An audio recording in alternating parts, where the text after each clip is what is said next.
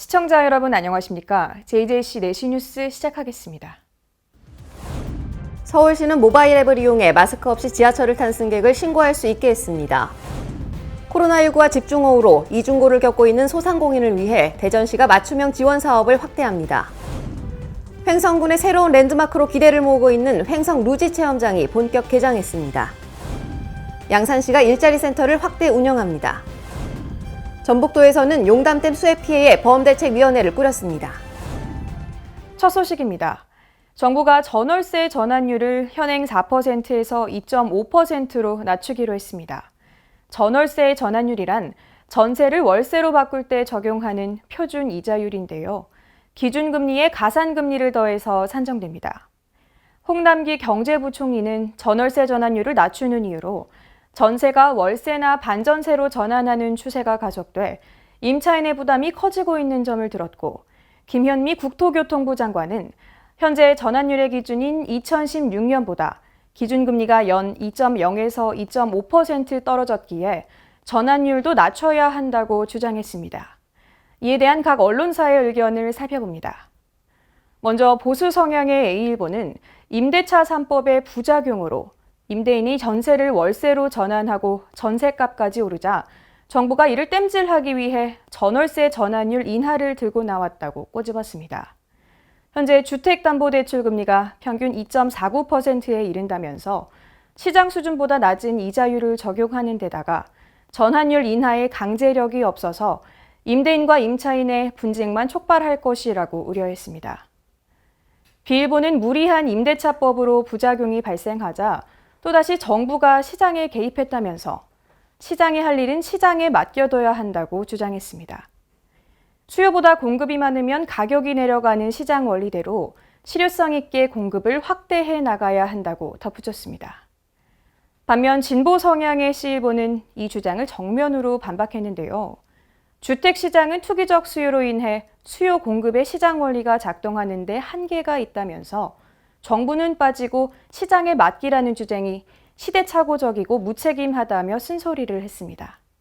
그러면서 이번 전월세 전환율 인하 결정에 대해 전환율이 낮아지면 세입자의 부담이 줄고 집주인은 월세 전환에 신중해질 거라며 긍정적으로 내다봤습니다. D일보는 이번 조치가 기존 세입자의 부담을 줄일 수 있다며 전환율 인하의 긍정적 효과에 공감했지만 새로 전월세를 계약하는 세입자에게는 적용되지 않는다면서 신규 세입자들이 부담을 고스란히 떠안게 될 수 있다고 우려를 표했습니다. 이들의 불안을 덜어낼 정책이 시급하다면서 정부가 시스템 구축 기간을 단축해 시행 시기를 앞당겨야 한다고 강조했습니다. 오랫동안 해결하고자 애써온 부동산 문제, 모두를 만족시키면서 풀어나가는 게 쉽지는 않아 보입니다. 어떤 정책이든 부작용이 예상되기 때문인데요. 이번 국회에서 여러 부동산 관련 법안이 통과된 만큼 임대차 시장을 안정화하는 데 효과가 있길 바랍니다. 다음 소식입니다. 코로나19 신규 확진자가 연이어 세 자릿수를 기록하면서 수만 명이 몰린 광복절 광화문 집회가 코로나19의 재확산의 기폭제로 보이는데요. 집단 감염 진원지인 서울 성북구 사랑제일교회 전광훈 목사와 신도들도 도심 시위에 대거 가세한 사실이 확인됐고, 전국에서 속출하는 확진자의 매개고리로 광화문 집회가 지목되는 일이 이어지고 있습니다. 현 상황에 대한 각 언론사의 의견 살펴보겠습니다. 우선 A일보는 이처럼 사태가 엄중한데도 방역을 저해하는 행태가 잇따르며 당국이 애를 먹고 있다며 검사에 적극적으로 협조하지 않는 집회 참가자들을 비판했는데요. 잘잘못을 따지기보다는 위기 상황을 극복하는 데 국가적 역량을 모아야 한다고 주장했습니다. B일보는 공동체 안전에 도전하는 방역 방해 행위를 엄단해야 한다고 비난의 목소리를 높였습니다. 특히 전광훈 목사의 무책임한 행동을 두고 어제 오늘의 일이 아닌 천방지축한 그의 언행이 점입 가경이라고 비난한 데 이어 명색이 교계의 지도자로서 전국민적 방역 노력에 찬물을 끼얹어서는 안 된다고 덧붙였습니다. C일보는 전 목사에게 신도 명단과 광화문 집회 참석자 명단을 즉각 제출하라고 촉구했습니다. 또한 현 상황에 대해 이 정부의 책임도 크다고 말하면서 정권은 광화문 집회만이 아닌 전국적인 코로나 확산에 대처해야 한다고 강조했습니다. 마지막으로 뒤일보는 전 목사와 교회의 역학조사 비협조는 감염병 예방법 위반의 소지가 있다면서 공동체가 재난의 위기를 맞을 때 희생의 앞자리에서 온 기독교 정신에도 어긋난다고 꼬집었습니다. 전 목사는 허황된 음모론을 내세울 것이 아니라 신도들을 설득해 방역당국의 자료 제출 요구에 성실하게 협조해야 한다는 입장입니다. 코로나19의 장기화와 장마 등으로 사회적 긴장도가 떨어진 상황에서 이번 사태는 우리의 경각심을 더욱더 일깨워주는 계기가 됐습니다. 다 함께 방역수칙을 준수하면서 필요한 경우 진단검사와 역학조사 등에 적극 협조해 주시길 바랍니다. 국민이 물으면 정부가 답하는 국민청원. 국정 현안과 관련해 누구나 청원을 제기하고 국민 다수의 목소리를 모을 수 있는데요. 20만 명 이상의 동의를 받으면 정부와 청와대 관계자들의 답변을 받게 됩니다. 오늘 소개해드릴 내용은 8.15 광화문 시위에 참가했던 코로나19 확진자는 자비로 치료하게 해달라는 청원입니다. 앞서 말씀드렸듯이 8.15 광화문 집회에 대한 비판 여론이 연일 들끓고 있는데요.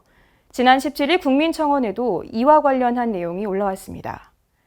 청원자는 이번 8월 15일 광화문 시위에서 실제 허가된 것은 동아면세점 일대의 100명 규모였다면서 허가된 100명을 초과했기에 그날 광화문에 있던 수많은 사람이 불법 참가자라는 점을 먼저 꼬집었습니다. 이어서 불법적 시위 참가도 모자라 좁은 공간에서 거리 두기와 마스크 착용을 실천하지 않은 사례도 많았다며 이렇게 감염병 예방법을 무시하고 스스로 위험을 자초한 사람들을 국민의 세금으로 치료해줘선 안 된다고 말했는데요. 감염병 예방법과 집회 및 치유에 관한 법률을 지키지 않은 사람들을 국가에서 치료해준다면 앞으로 누가 거리 두기를 실천하고 불편한 마스크를 쓰겠냐며 이후에는 감염병을 통제하기 어려워질 수 있다고 목소리를 높였습니다. 해당 청원에는 24일 오후 1시를 기준으로 23만여 명이 동의했습니다. 이어서 수도권 소식입니다. 최근 마스크가 코로나 바이러스의 전파를 예방하는 데에 탁월한 효과가 있다고 입증됐는데요. 아직도 마스크를 쓰지 않고 대중교통을 이용하는 시민들이 있습니다. 서울시는 모바일 앱을 이용해 마스크 없이 지하철을 탄 승객을 신고할 수 있게 했습니다. 지난 8월 3일부터 서울시의 또타 지하철 앱을 통해 지하철 내 마스크 미착용 승객에 대한 신고가 가능해졌습니다. 대중교통 내 마스크 착용이 의무화됐지만 마스크 미착용으로 인한 다툼과 운수 종사자에 대한 폭언 폭행 사고가 지속됨에 따라 서울시가 시민 간 갈등을 예방하고 마스크 착용 문화를 정착시키기 위한 특별 대책을 내놓은 겁니다. 미착용 승객을 신고하면 위치 정보 확인 후 지하철 보안관이 즉시 출동해 신속 조치합니다. 지하철 보안관의 지시를 따르지 않거나 지하철 보안관을 폭행하는 경우 과태료 부과 등을 통해 선처 없이 강력하게 대응한다는 계획입니다. 또타 지하철 앱은 구글 플레이, 앱스토어 등에서 다운로드할 수 있으며 민원 신고, 신고 유형 중 마스크 미착용을 선택하면 됩니다. 강북구가 서울을 비롯한 수도권에 집중되고 있는 코로나19의 지역 내 확산을 차단하기 위해 동주민센터의 방역 강화에 나섰습니다. 청사에는 전자출입명부 QR코드가 설치되고 확진자 발생에 대비한 대행동 주민센터 운영 등 상황에 맞춰 신속한 대응 방안이 가동됩니다.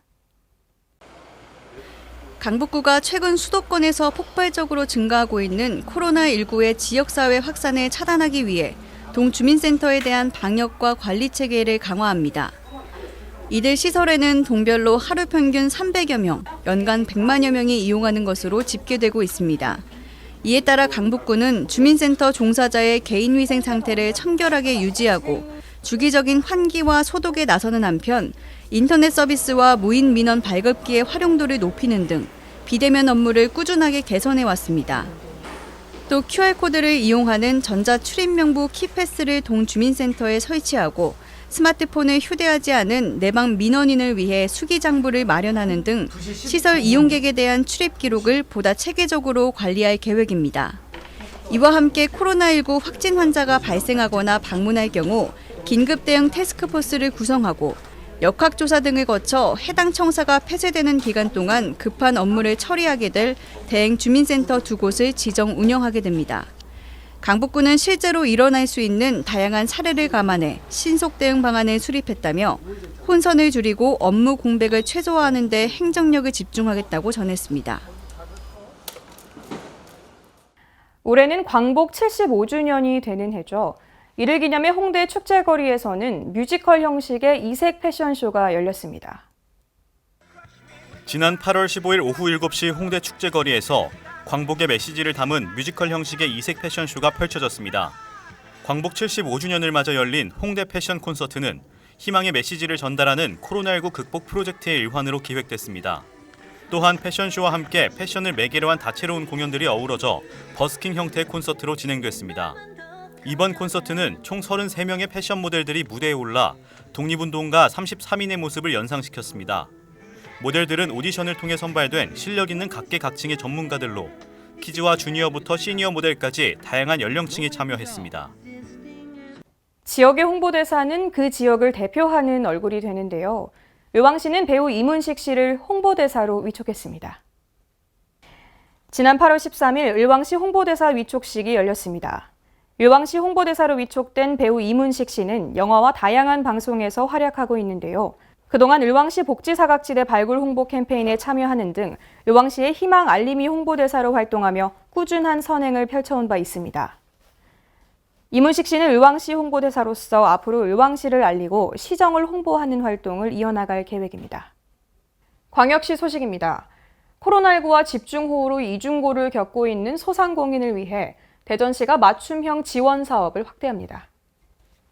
대전시가 소상공인의 경영난 해소를 위해 마련한 맞춤형 지원 사업, 자영업 닥터제와 영세 자영업자 인건비 지원 사업을 추진합니다. 자영업 닥터제는 생업에 바쁜 소상공인들을 위해 찾아가는 맞춤형 컨설팅으로 진행되며 경영진단, 마케팅, 법률과 세무 등 전문 분야 종합 컨설팅을 통해 시설 개선 지원까지 이어지는 사업입니다. 참여를 희망하는 업체는 9월 30일까지 한국경영기술지도사회 대전세종충남지회로 접수하면 됩니다. 또한 영세자영업자 인건비 지원 사업은 2020년 1월 1일 이후 신중년 인력을 신규 채용하고 현재까지 고용을 유지하고 있거나 고용 후 3개월간 고용을 유지하면 업체당 1명에 대해 150만 원을 지원하는 사업입니다. 신청은 10월 30일까지 대전경제통상진흥원 홈페이지를 통해 가능하고 선착순 접수 중입니다. 광주시가 지난 7일부터 이틀간 내린 집중호우로 재산 피해를 본 광주 지역을 특별 재난지역으로 선포해달라고 정부에 건의했습니다. 지난 9일 광주시는 호우 피해 점검을 위해 광주를 찾은 정세균 국무총리와 함께 서구 영산강 홍수 통제소를 시작으로 농경지, 농업기반시설, 주택, 상가, 공공시설 등 집중호우 피해 현장을 둘러봤습니다.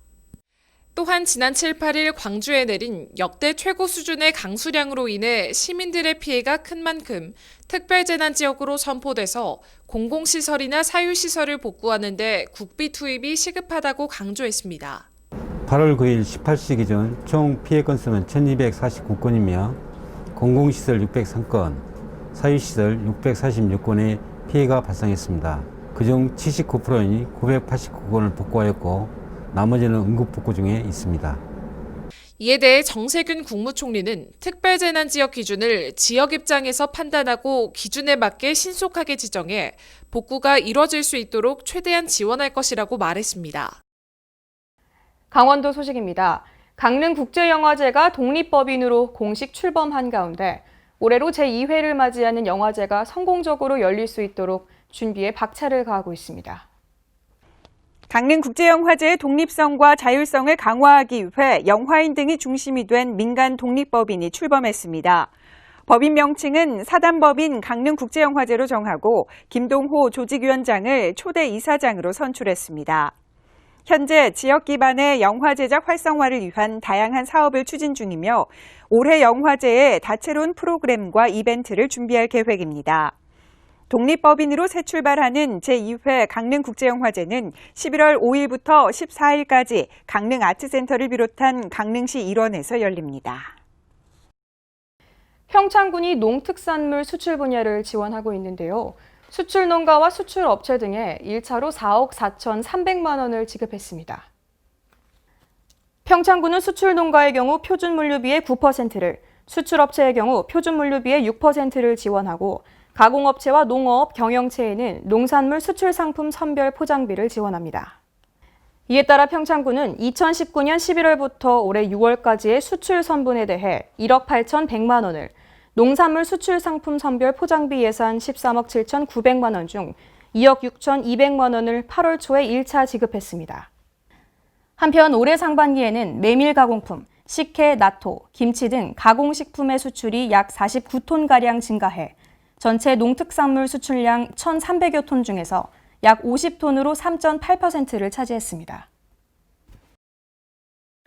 횡성군의 새로운 랜드마크로 기대를 모으고 있는 횡성 루지 체험장이 지난 12일 횡성 군민과 방문객들의 큰 관심 속에서 본격 개장했습니다.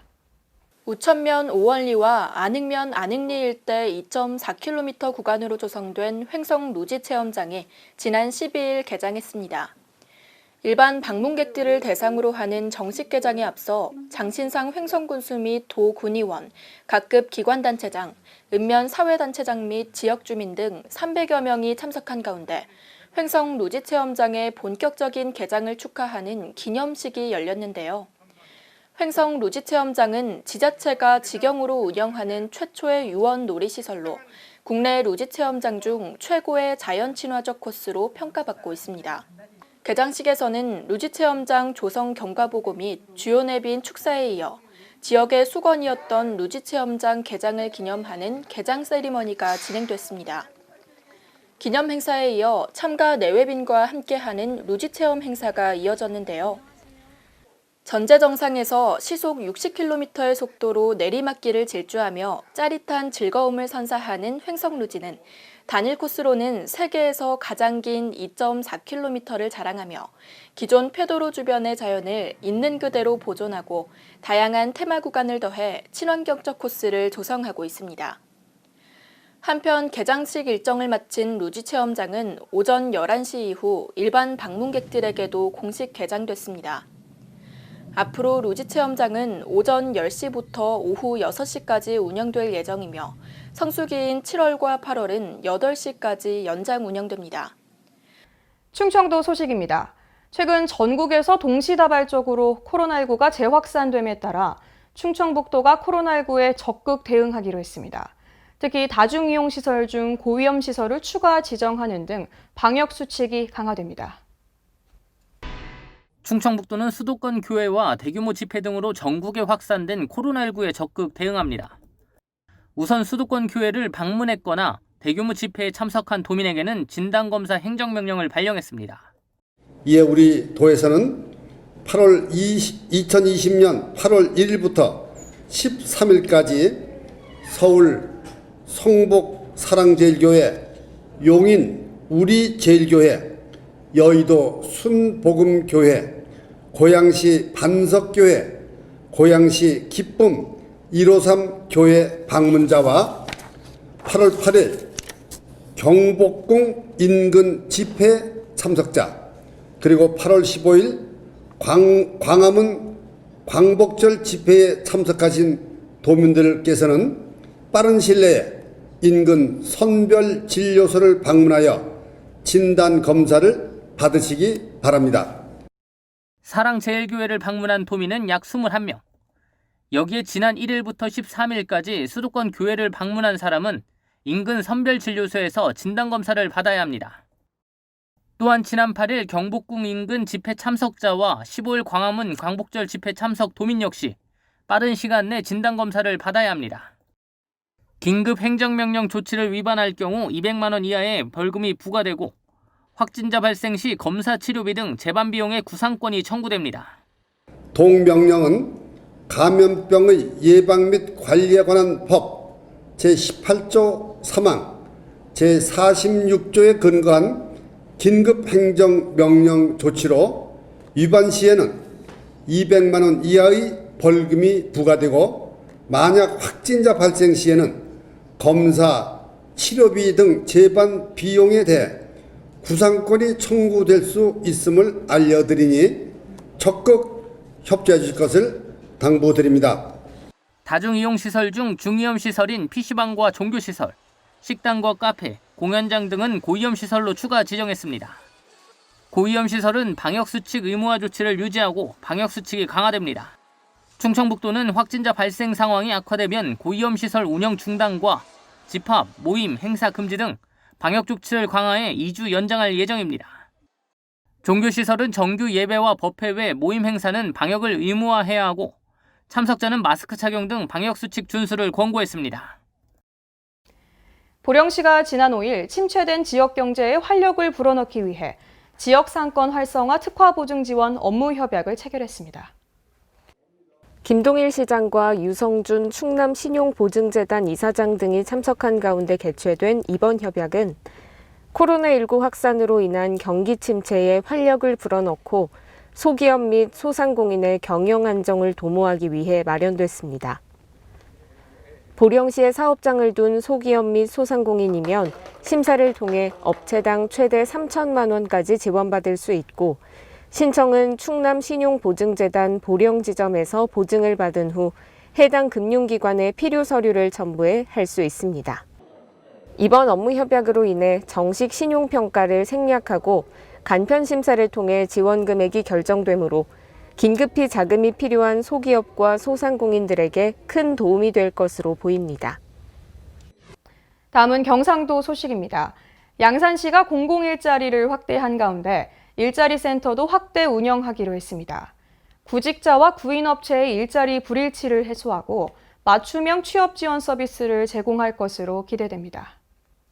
양산시는 그동안 양산시청과 웅상출장소, 고용복지 플러스 센터, 그리고 일부 행정복지센터 등 8곳에서 운영해오던 일자리 센터를 범어 민원사무소 등 7곳의 센터 운영을 재개하면서 모두 15곳으로 확대 운영합니다.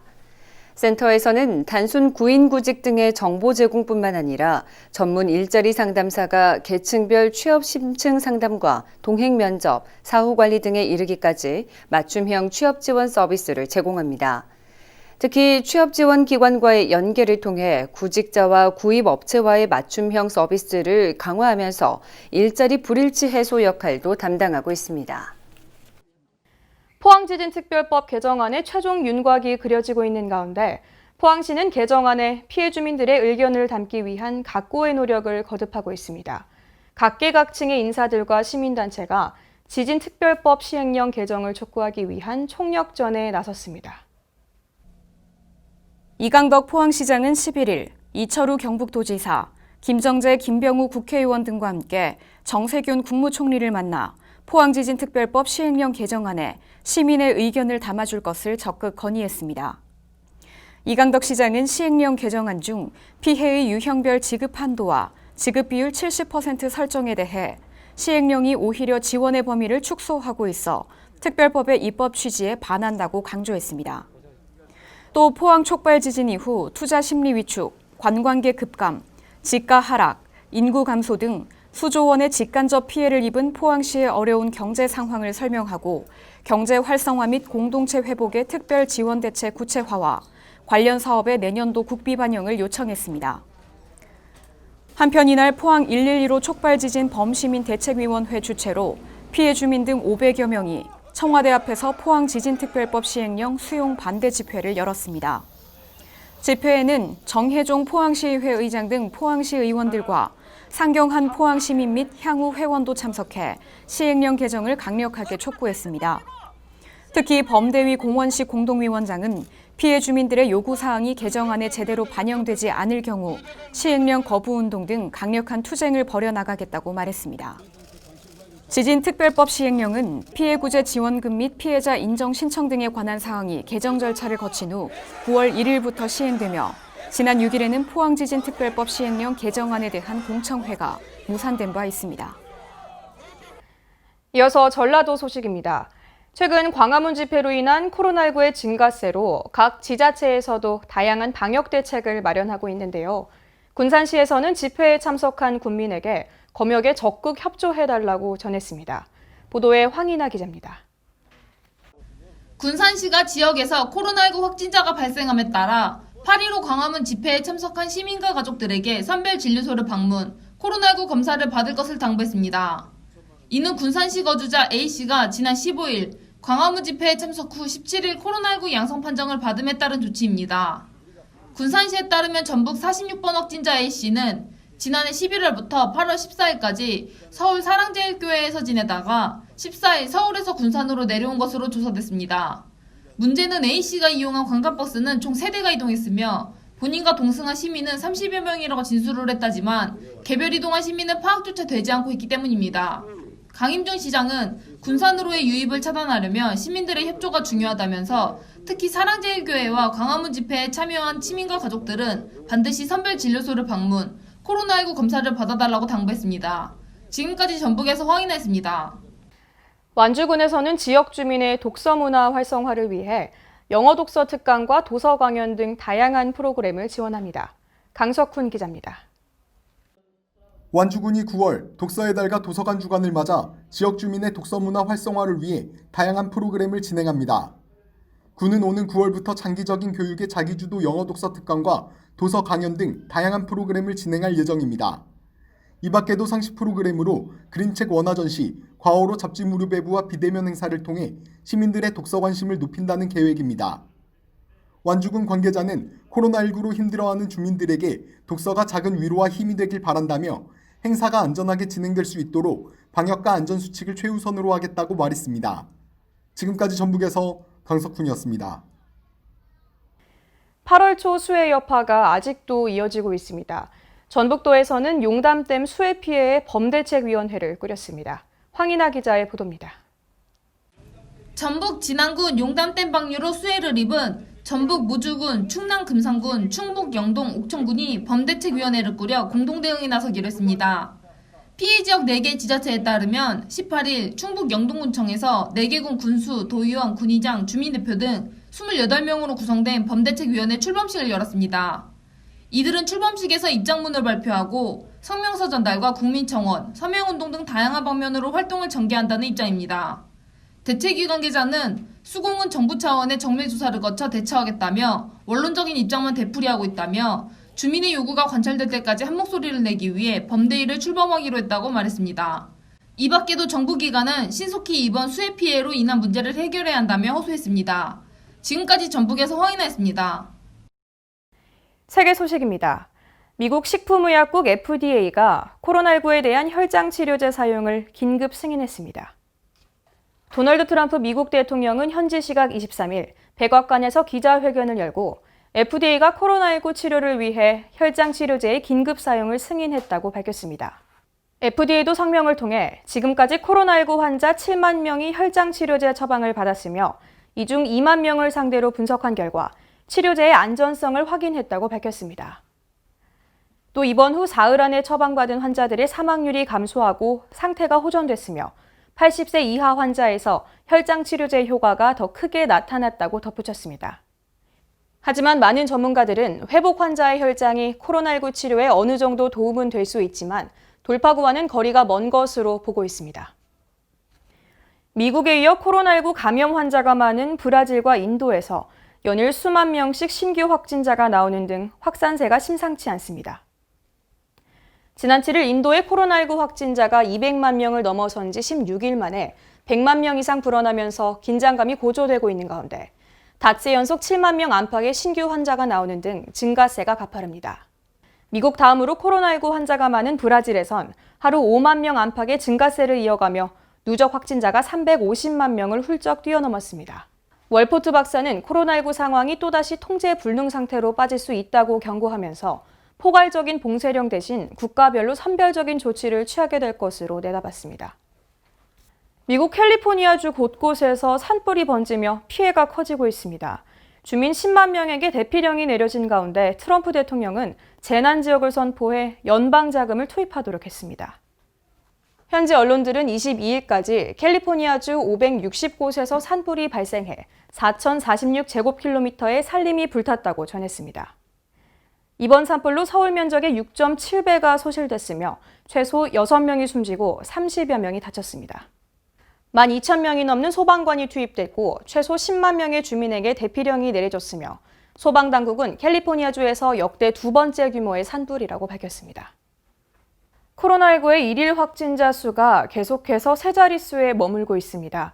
거리두기의 효과는 최소 일주일 후부터 나타나는 만큼 국민 여러분께서도 긴장의 끈을 놓지 말고 계속 거리두기 방역 조치에 동참해 주시길 바랍니다. 이상 뉴스 마칩니다. 시청해 주신 여러분 고맙습니다.